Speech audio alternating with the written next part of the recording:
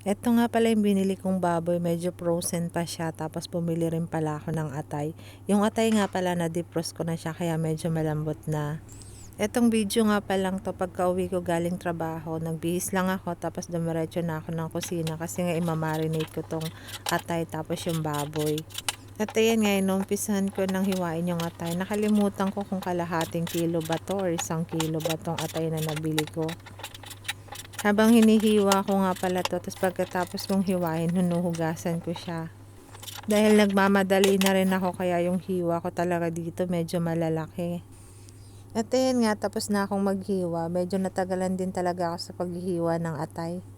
At ayan nga, pagkatapos kong hiwain yung atay, syempre hinugasan ko na din. Tapos pinatuyuan ko ng onte dahil iba-marinate ko na nga. Naghiwa na nga rin pala ako ng kalamansi. Lemon pala to kasi wala namang kalamansi dito. Lemon talaga yung available dito sa Abu Dhabi. Pagkatapos ko nga pala ilagay yung kalamansi, nilagyan ko lang siya ng toyo tapos paminta. Tapos yun, inilagay ko na sa ref para kinabukasan ko lulutuin. At ito nga yung baboy ko, may mamarinate ko na din siya, nahiwa ko na din pala siya.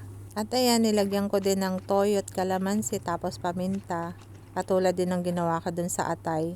Kalahating kilo lang pala tong baboy na to. Tapos syempre naghiwa rin pala ako ng bawang. Kasi masarap kasi yung bawang pag ihahalo mo. Tapos ipamarinate mo siya. At ayan nga, tapos ko na rin hiwain yung bawang. Tapos ihahalo ko na siya dito sa baboy. Tapos syempre hahaluin ko para magsama-sama yung lasa niya. Sa totoo lang guys, hindi naman talaga ako marunong magluto. Pero nung nakarating ako sa abroad, natuto din ako. At ayan nga, pagkatapos kong lamasin at ilagay yung bawang, ilalagay ko na rin sa ref kasi nga bukas ko pa ito lulutuin. At ayan nga, pagkatapos kong mag-marinate, syempre ano pa bang gagawin ko kundi maghugas, hugasan lahat ng ginamit ko. Yan guys, bye!